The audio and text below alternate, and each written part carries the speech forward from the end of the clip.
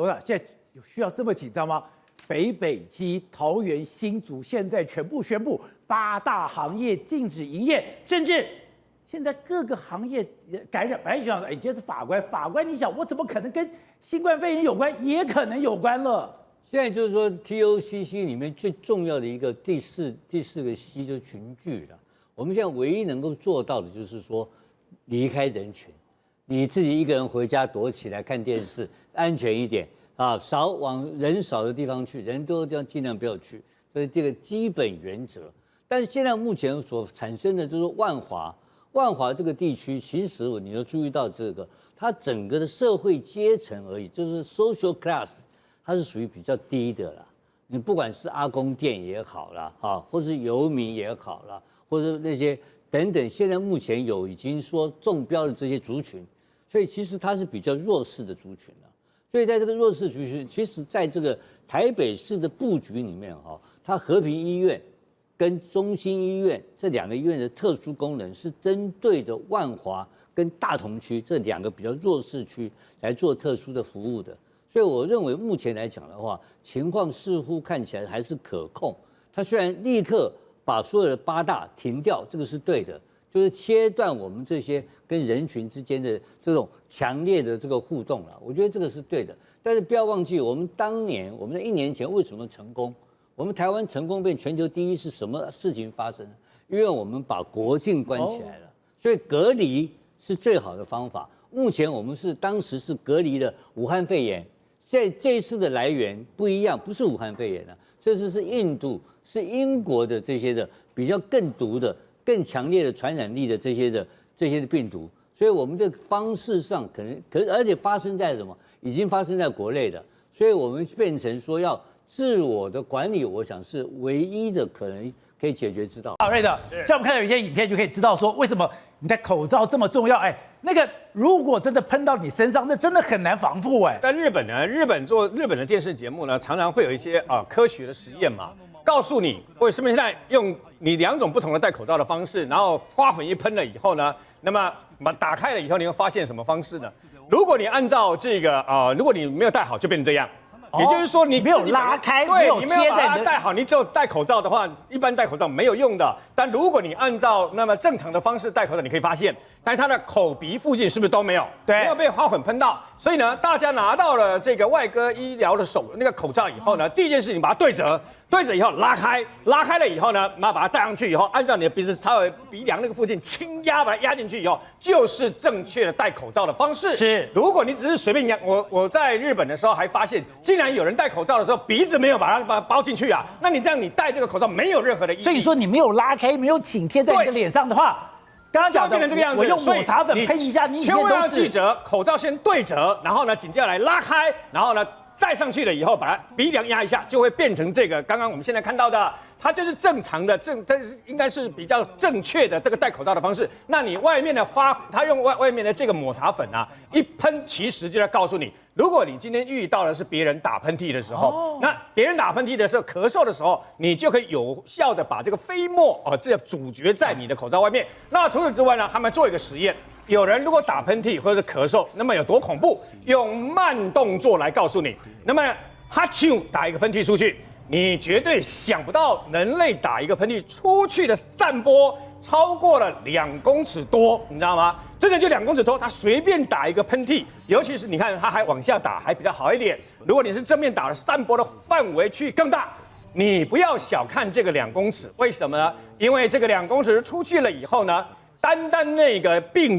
毒，如果是大家是带原者的话，它的病毒会在空气中足足散播40秒以上。你想想看在这40秒里面呢，有些人会赶快把自己的鼻子遮住，对不对？你能够遮住停止呼吸40秒吗？然后除此之外呢，事实上这样喷出去了以后，它会附着在很多的东西上面。比如说，为什么我们说你搭捷运啊、搭火车都要戴口罩嘛？因为有一个人打喷嚏了以后，他的病毒可能会掉在捷运的，比如说把手，还是任何一个这个车厢啦，还是在座椅上面。这时候，也就是告诉各位，除了你要戴口罩之外，为什么在这一次特别跟你讲要勤洗手？因为你用口罩是飞沫传染，但是你勤洗手，不要在这个时候再挖鼻孔或是揉眼睛了。因为你的手很可能在无形当中会摸到这一些所谓的冠状病毒，你个不小心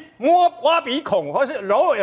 眼睛啊，很可能就这样子感染到冠状病毒。好，所以是刚刚那个抹茶实验，我才发现口罩真的不能随便乱戴。如果没有把它拉开，我只是觉得我只是罩在脸上，那根本完全没有防护作用哎。对啊，所以其实我也不是很想要指责说，哇，为什么中国现在发现他那些武汉病毒的人插管率这么低啊？其实插管本身医务人员就是被感染的风险非常的高，假如他的防疫物资不够，拿的是普通口罩，甚至还是用过的口罩，或者是也拿不到 N95 口罩，你真的有勇气去插管吗？我扪心自问，我自己当一个医生，我也没有勇气。如果我不是全套装备，护目镜、隔离衣，然后戴上 N95 口罩，要我去帮一个武汉肺炎的病人，你也不敢，我也不敢啊。所以他们为什么插管率低？其实这个是可以预想得到的，因为这个真的很容易传染，这个喷下来，而且我们口罩其实就像瑞德兄刚才讲的，我们其实在街上常常看到很多人口罩戴的方式都是错误的，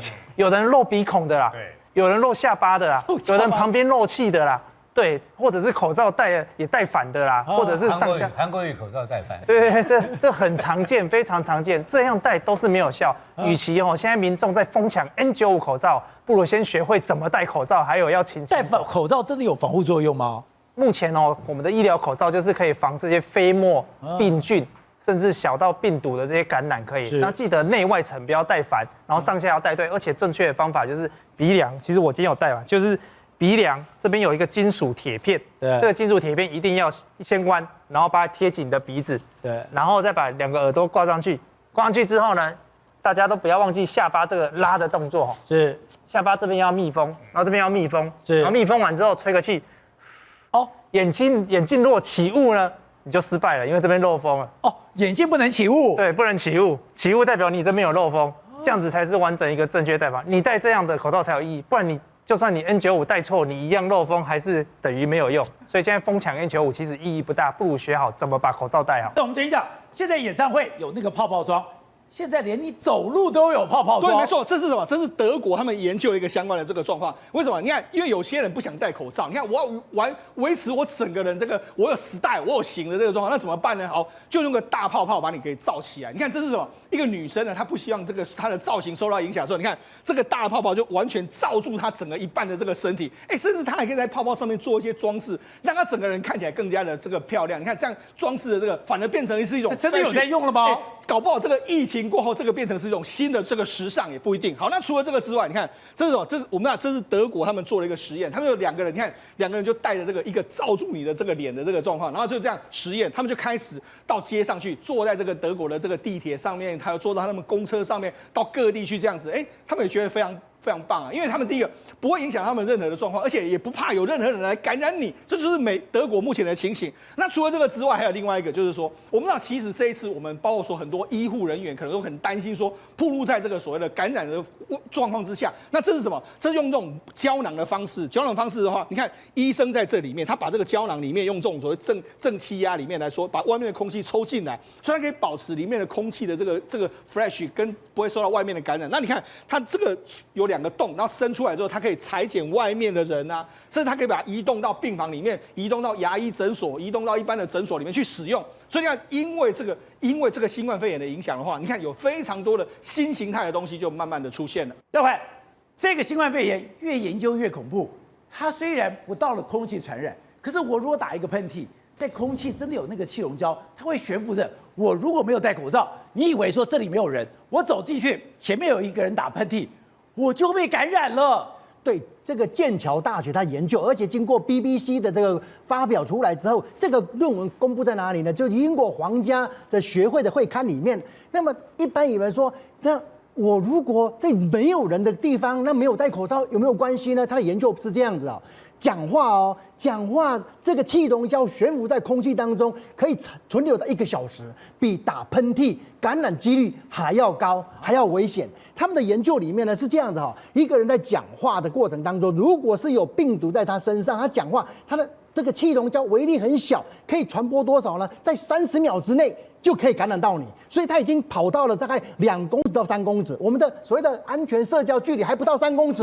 在30秒之内他就可以感染到给你。各位，这个李明旭被抓到的时候，他讲说：“我现在从这个大陆弄来的更好，哎，我还送到了去检验，它防的效果是90%，哎，你们一般的不过95%，而且他讲大陆的比台湾还好，是真的吗？我跟各位报告一下，那么薄薄的一片不是只有布而已哦，这一片是我带过的，我今天跟各位解释一下。那么这个地方以台湾的话，台湾队这里打个 MIT Made in Taiwan， 所以为什么台湾这个贵呢？因为它很多技术在这个地方，所以我们在整个 MIT 的规则里面这个熔喷不织布其实它有3层，我给各位看一下，这个是我带过剪开，因为这里面的学问很大，如果没有这样的构造，那个效果是没有的。因为一般人眼睛病毒细菌眼睛看不到，那么这个口罩它有3层，最重要，刚刚委员跟那个郑浩提到的熔喷不织布，这个熔喷不织布呢，它是用 PP 塑胶。各位，我们想象一个 PP， 它这个塑胶很耐高温的，大概120到130，它把它融化之后织成丝，然后喷在上面。如果你密度过高，那没办法呼吸啊，就好像塑胶在口鼻上面大宋咖喱饼，所以在医疗法规上面有规定它的孔洞大小要2000个奈米，你太密了，所谓的一个医疗的术语叫做这个压力过大，这个压力过大，意思就是呼吸会困难嘛，所以压损过大、压损过小都不行，孔太大阻隔不了，孔太小呼吸不顺畅，所以它3层，第一个大也不行，小也不行，所以它第一个所谓的防水的泼水层。这个是 PP 塑胶 coating 过来的，这第一层，重要的是中间这一层这个是 PP 塑胶。那这一层有2个技术除了熔喷不织布之外，它有一个叫做抗静电的。这个抗静电叫静电注极。什么叫静电注极呢？我举个例子来讲，小时候我们物理课不是那个塑胶磨一磨可以吸纸片吗？好，第一层我们把那个大概30%左右的这个细菌病毒过滤的水汽过滤，对吧？不要来。第2层最重要了，没有第2层熔喷不织布加上所有静电注极这个技术，它是没有效果的，只能够阻挡30%而已。它这个静电我们就说凡德瓦眼力啦，就好像刚刚我们的静电，就好像我们这个口罩这里有千万个捕手，把它粘住，把细菌病毒粘住，所以有了这一层之后，它的所以第2层是抓病毒的，所以它可以达到从95到99。那么台湾这个医疗法规包括我们台湾很多这个医疗单位他研究过台湾做的这个熔喷不织布加这个抗静电的这静电注极这个，它的5年的有效期，而且5年的降低只要1%而已，所以表示说这个非常好。里面最内那一层这个就是吸水层，这个吸水层也是 PP 的，但是呢它会吸水，我们的汗水油脂透过这一层，这个是最基本的基本款。那网络上流传很多错误的说，哎呀，如果有生病的绿色朝外，没生病的绿色朝内，错了，这样就没有效果的。那么如果你假设买了个是假的，涂成绿色的颜料，它如果所以说台湾最厉害的是我的熔喷布加我的静电，这个是一般人做不到的。一般人做不到的。这个静电注极如果做的不好，因为我们讲良率嘛，如果做的不好，你没有经过测试，那么它没办法从30%的主角一直进到95%到99%。所以说政府如果不卖给你非常好的熔喷布的话，熔喷不织布，你是做不出来这个口罩的。对，所以刚刚我们委员提到的，你戴了口罩，以为说已经有阻止这个细菌病毒入侵的效果，起码如果有个距离的话，95%以上嘛。如果没有这个技术，进了工业级的，那可能更糟糕。耀辉，你在英国念书，你是牛津大学的化学博士，好。你说从来没有看过英国人这么气急败坏过，甚至他的英国首相强生，是直接点名去指责中国，你在这过去也是不可想象的。这个代表什么？英国真的面临从来没有过的危机，真的感受到了口罩的重要。因为英国抢不到口罩啦，他知道口罩重要。你看整个欧洲，包括巴西总统他都不会戴口罩，因为一般人对口罩都不在乎。看到影片上了，巴西总统戴口罩还不会戴到眼睛上去了，还戴了好几次都没有戴好。这是巴西总统？对，巴西总统这个影片也传出来了。巴西总统这样戴口罩？戴口罩，因为一般人对口罩没有什么印象。以前口罩可能是在医院里面的医疗人员才用的，一般人怎么会戴口罩呢？你看巴西总统这样子，很多人不知道口罩是正面反面的不会戴那么各位知道吗？在整个 WHO 的所谓的紧急这个召集小组的首席顾问他怎么讲呢？口罩呢是不是那么重要的？口罩呢并没有立即的有所谓的这个改善，是那么口罩应该是给那个需要的人来使用。他的发表言论是这样子哦。不过这个是真的吗？我们看一下有没有口罩的科学数据了。我们看结果论，就这个那个没有口罩的，包括西班牙、包括英国、包括美国。这一些你看都是直线上升，就他们不戴口罩嘛，所以传染的速度那么快。我再补充一下，你看到没有？美国、西班牙、德国、伊朗、意大利、法国，你就看到他们的曲线是快速的成长的。但是你有戴口罩的国家里面，像韩国、像日本、像新加坡、像香港，你看到没有？他们的曲线相对的就平缓许多。对，当然没有看到台湾的，台湾还在底下。所以台湾呢最早戴口罩，最早有警觉心的，所以有戴口罩跟没戴口罩，其实的比喻这个比例差很多的。日本呢也是比较延缓的，为什么呢？日本最近呢也有一个新闻公布出来，这个日本的这个传染病专家，他们做了一个影片，告诉人家戴口罩的重要性。他用所谓的高倍的这个快速摄影的摄像机来录制，它可以录制到0.1微米的这个颗粒大小，而且速度是非常的快的摄影。他们呢打喷嚏，在摄像机里面在一个密闭空间里面打喷嚏，他们估计用录影机录下来，竟然可以有10万个飞沫一打喷嚏有10万个飞沫跑出来。那么如果打完喷嚏之后，10万个飞沫在整个密闭空间里面，它可以存留多久？他们摄像机不断的录，可以存留竟然20分钟。除了粘连在桌上或者是门把、墙上之外，那么飘在空气中还可以有20分钟之久，这太夸张了吧？对，人走了之后还可以存留在，所以说戴口罩的重要性。刚不是讲说，之前不是讲说它自己有重力，它就会掉下来，所以我跟你的安全距离只要2公尺，它就会掉到地上，就不用担心吗？可是你看，现在这个是它会有一个气溶胶，这个气溶胶会在空气在密闭空间的时候待20分钟。对，所以它20分钟密闭空间里面，它这个模拟摄影，而且它实际的做了实验，它存在这个空气当中漫弥的20分钟。就算打喷嚏的人走了，他还在这里面弥漫着。所以说一定要有所谓的 social distancing，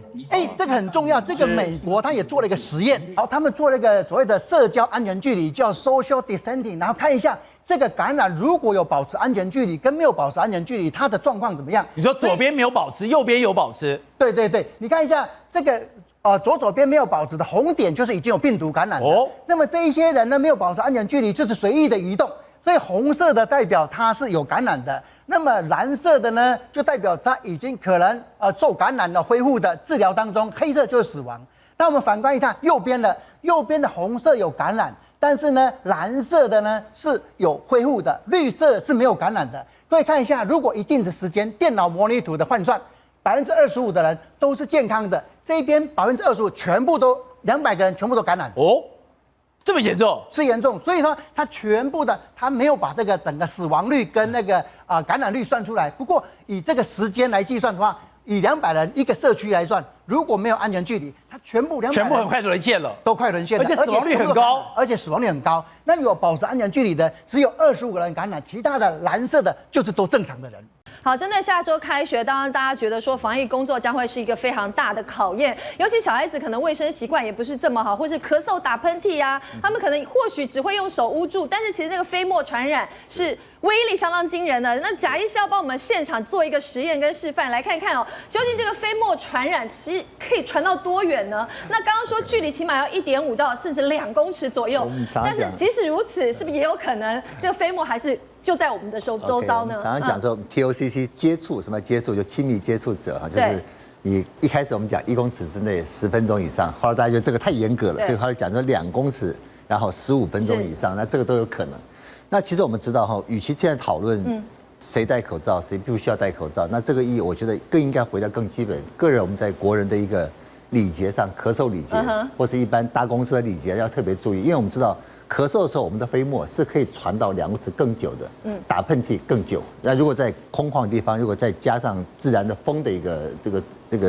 这个帮忙的话，它可以飘更远。不信我们可以看一下，我们知道打喷嚏的时候是一个瞬间，我们呼吸机的一个收缩之后，你的口水就就这样出现，就像这样子，就这样出现。其实就像这样的速度跟距离吗？这个大概这是2公尺。那我们现在看到是个还是比较大的一个水珠哦。对。但我们知道飞沫传染，我们的微生物病毒飞沫传染，它会在更小的水珠它会飘，所以基本上，如果你有咳嗽，你有打喷嚏，你有呼吸道一些症状，你自己就应该戴口罩。我们是不是可以再来看一次这个？那我再远一点，如果再远一点也到得了，是不是？我如果是当然这个，如果是打喷嚏的话，蛮像这样的一个感觉，对不对？打喷嚏其实就是这种模式。对。所以它是可以被散播得很远的，很远的。所以如果你没有口罩，如果现在说我买不到口罩啊，那至少你家里或是一般的布用口罩，对，它至少可以阻隔你的飞沫传播。如果你真的连布用口罩没有，来得很突然打喷，至少把口鼻给捂住，或是我们把头转一下到地上，而不要在一个公共空间里面就大力的咳嗽，然后你的飞沫到处传播。其实好像之前有做一个实验，就是说，其实尤其像小孩子哦，他们可能很不自觉，甚至可能大人也是一样，不自觉我就摸摸鼻子啊，碰碰眼睛啊，然后可能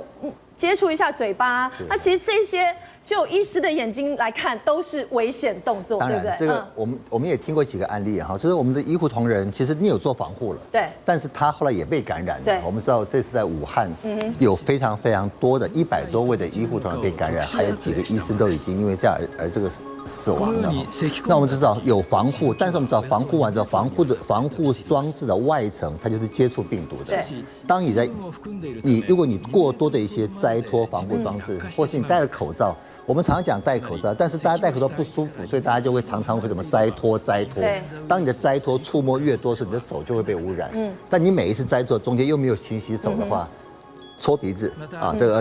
揉鼻子、搓眼睛或是有些拿东西去吃所以其实这种的接触传染是飞沫传染之外，更需要去花更多的心思。大家以为是戴口罩飞沫传染被阻隔了，但是不要忘记后面的接触传染，比如说我今天打了个喷嚏之后我就离开了，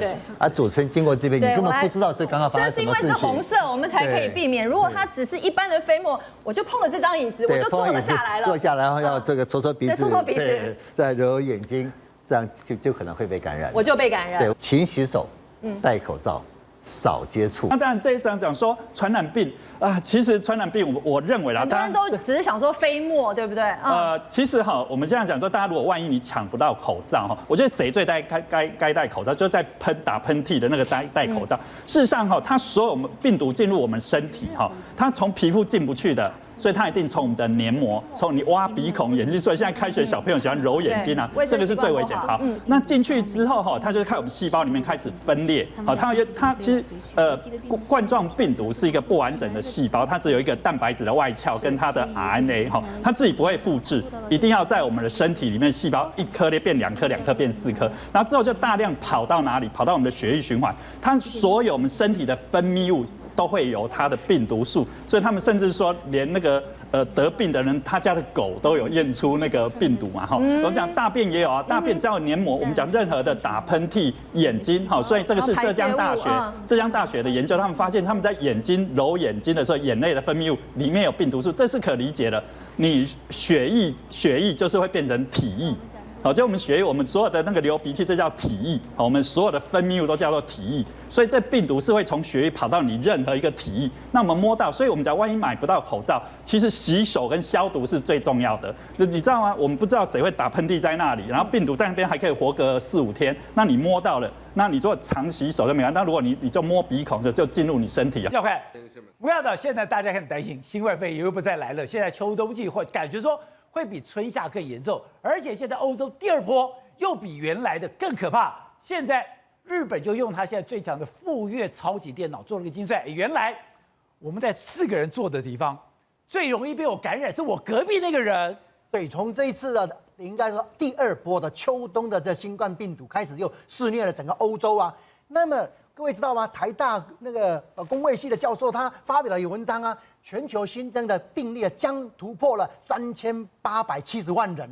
那么在这个公布之后呢，我们也看到日本它这个理化研究所它公布了一个超级电脑就富岳研究这个研究的数据，这个如果4个人同桌吃饭的话，其中有一个是新冠病毒的这个染病者，对那么我们都认为在对面的人感染几率最多，其实他电脑算出来不是，在旁边的人反而感染几率是在对面人的5倍啊。所以在坐隔壁是前面的5倍，没错。除了这个同桌吃饭的被传染几率更高，另外它有一个模拟一个，如果在教室里面这个学生呢，40个人教室的学生里面，如果万一他没有把冷气空调打开，那么又没有把窗户规定哦，窗户打开20公分，所有窗户的20公分，那这样的在100秒之内，那个有病毒的细菌可以从这个学生的这个脸部被吹走。如果没有这样的空调没打开，窗户没有各打开20公分，那么这样的话有一个染病的，那这样的全班的人可能就染病了，全班都会染病。对，如果这样做的话，它可以维持100秒，在100秒之内呢，这个病毒呢可以被带走。以这个超级电脑的计算速度来讲，哈，这个人，你刚才讲他在打喷嚏，对，打喷嚏了以后他就开始传播，结果他前后的人都会被感染，都可以感染。所以它这个电脑的副业模拟之后，它也模拟戴口罩的重要性啊。那么现在这个电脑模拟的戴口罩重要性是，只要你各种材质口罩都一样，它可以阻止80%这个飞沫扩散，80%。所以这不管任何材质，戴口罩相当重要。它模拟出来，如果戴布口罩都有用，80%的戴布口罩都比不戴的好。对，所以还是以戴口罩来讲，重要性是蛮高的。除了电脑模拟这个风险之外，最近有一个比较震撼的这个新闻报道出来，而且这个研究数据呢是这样子澳洲的研究数据，它也公布在这个病毒学杂志里面。为什么呢？这个竟然新冠病毒非常顽固哦。这个秋冬的病毒跟其之前的病毒不太一样，竟然秋冬这个病毒可以存活28天。一般如果我们这个光滑表面手机哦，对，甚至钞票哦，存活28天。所以，如果你摸过这个手机、平板或者这铜板比如硬币啊，或者我们所提到的纸钞，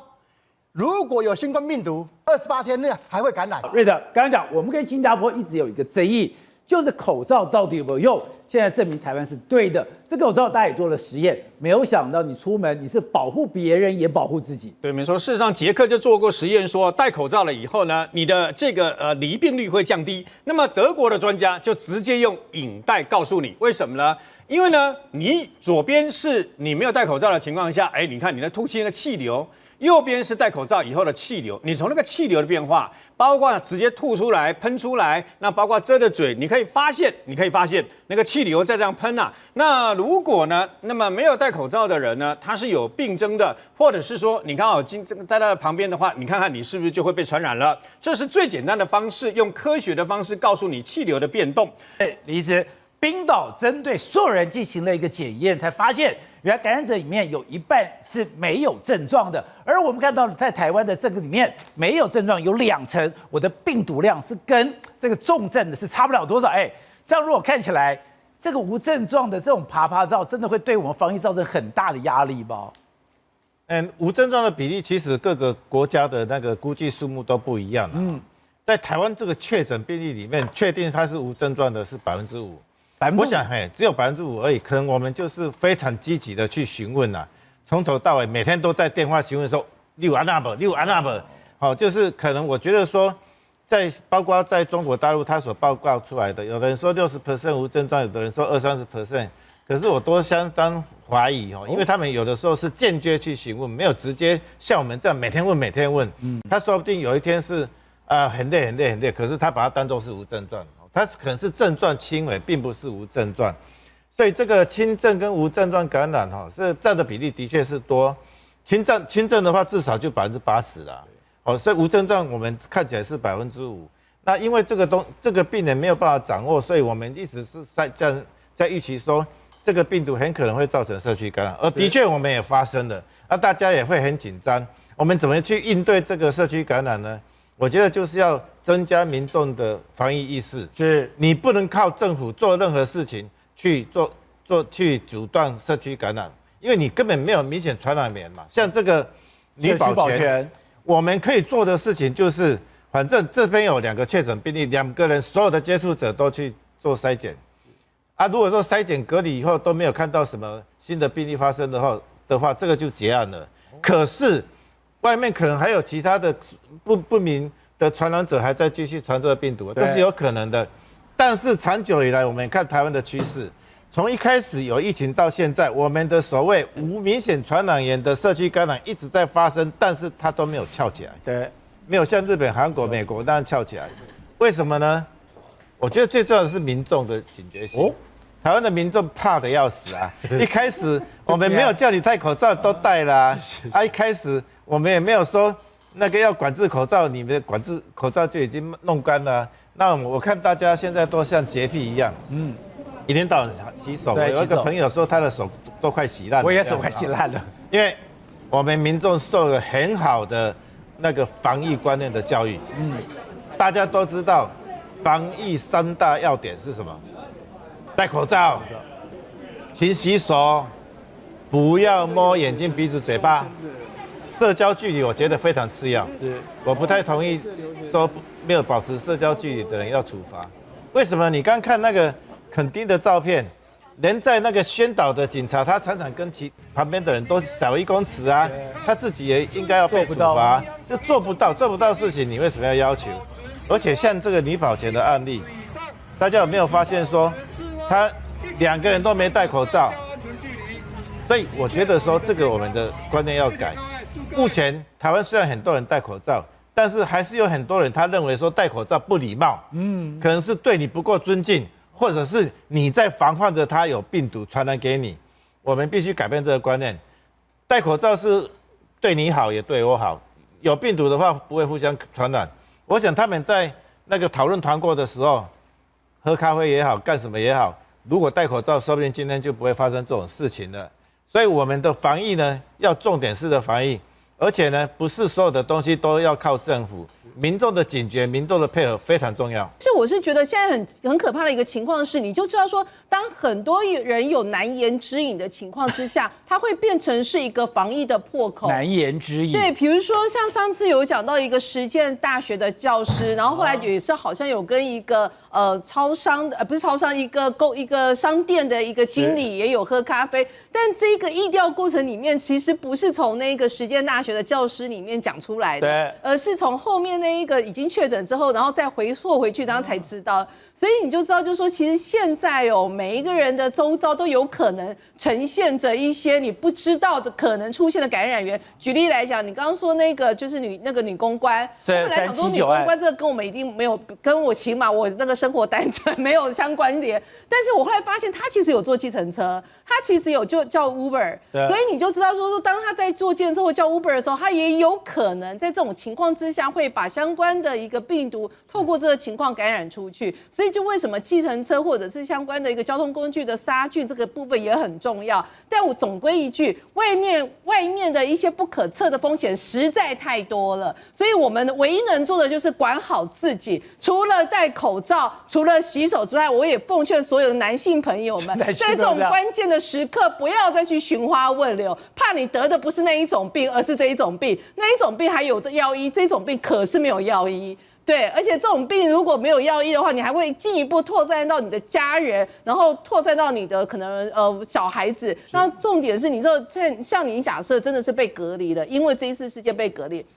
那你怎么好意思跟你太太或者跟你小孩说，爸爸为什么被隔离了呢？是不是？太太也要隔离。我告诉你，我跟你讲，如果都是太太隔离的话呢，就是应该会哪里犯罪哪里处置。对，你哪里害我隔离，你就哪里处置，所以这会掀起另外一波的一个家庭的问题。那我是觉得，就是说，与其你要一时之间让你自己很开心，你还不如乖一阵子，过了这一段时间之后，安全一点之后，那所有的也把所有人的那个安全就是防护到最好。是好，那要看。大家讲这个病毒到底有多恐怖？因为我觉得最惊讶的是，意大利不是有一个超级感染者，就是跑马拉松在空旷的地方怎么可能感染？就我们现在找到原因了，原来这个病毒，这个新冠肺炎，你就算是跑马拉松，你如果跟在这个感染者的后面，你就会中了。对，就是英国《每日邮报》它做了一个这个研究，这个研究是根据这个比利时鲁汶大学的这个研究。那比利时鲁汶大学他们用这个所谓的这个模拟，包括它的所谓的这个唾液呀、飞沫啦、水珠啦，它在这个喷溅的过程当中，那么如果你在跑马拉松或者慢跑，那么你如果在这个感染者他的呼吸或者打喷嚏，那个速度是很快的。而且它的距离多少呢？最少，如果你在这个6英尺，就是180公分之内，绝对是100%确诊的。那么怎么样才是安全呢？如果你并肩或者错开，安全性高一点。可是我怎么知道我前面那个有没有感染呢？所以说这个时候呢，如果这个大型的运动啊、马拉松啊，甚至公园的晨跑运动都是非常危险。因为所以你说，当我开始我跑步的时候，我打了一个喷嚏或者我咳嗽，我喷出来的东西它会往后跑。所以我后面的人就是我的下风处，下风处那个人就会感染了。对，它的风险是这样子：如果前面那个喷嚏，最后在它后面的所谓的6英尺，就180公分的，这100%会有确诊哦。接着它后面第二个呢，就80%这样递减，所以这个风险是随着它的飘散而这个递减的。但是如果在旁边或者是在它后面，那风险是相当高的，所以它有个范围。所以以这个动画模拟来讲，说后来世界卫生组织才公布说，所谓的1.8公尺6英尺是根据这个数据来的。那我们之前呢，你看日本也做过打喷嚏的这个飞沫啊，那个麻省理工也做过啦。那这一些林林总总的，我们还是要除了戴口罩、勤洗手，要保持所谓的安全距离，否则风险是非常高的。啊，正好，现在这个D614G 真的有这么可怕吗？没有错，我们现在看到这个图动画，黄色是原始武汉病毒，就是 D614。可是你看它一开始你看美国也是黄色，可是这个蓝色就是现在的变种病毒，叫做 D614G。一开始你看在欧洲开始肆虐，对不对？结果呢，马上很快速，你看欧洲可能整个大爆发，然后呢传到美国也出现有蓝色跟黄色的。结果呢，过没2-3个月，你看全世界只剩下蓝色这个 D614G 的变种病毒。为什么那么可怕呢？原因很简单，这个 D614的变种病毒经过研究，它的传染力是原始武汉肺炎病毒的3到9倍之多啊！3到9倍，非常非常可怕的高度传染力。什么意思呢？原因很简单哦。德国之声曾经分析过这个 D614G 病毒，它用什么字？它用4个字来形容这个 D614G 病毒，叫做征服世界啊！它用征服世界来形容 D614G 病毒，为什么？因为全世界最权威2个生物杂志，一个是 Science， 一个是 Cell， 对不对？Science 研究 D614G 跟原始武汉病毒的传播率是3.7倍到8.2倍。Sales 3.7到8.2，对，然后 Sales 的研究是3到9倍。换句话说，全世界最权威的2个杂志做出来研究，我们现在遇到这个 D614G 病毒就是过去最原始武汉肺炎的3到9倍左右。那为什么可怕？你看这，难怪我们看到这一次桃园部立医院完全防不胜防。为什么防不胜防？你知道吗？我们看这新冠病毒上面不是有一根根凸出来的东西吗？这叫做刺突蛋白。这个东西怎么传染给人体？很简单，这个新冠肺炎上面的刺突蛋白去结合人里面蛋白质的受体 ACE2，两边只要一结合，你看这一根根蛋白，对不对？只要一结合，好，我们人类就确诊了。那关键就在于好死不死。这个 D614G 变异的部分就在这个刺突蛋白上面，它变异完之后呢，它跟人类的 ACE2 受体特别容易的结合，而且它有几个特性。第一个，所有感染 D614G 的人身体上的病毒量特别大。然后第二个，它除了病毒量特别大之外，我们都知道这个病毒有分上呼吸道跟下呼吸道，对不对？下呼吸道就在肺这边感染，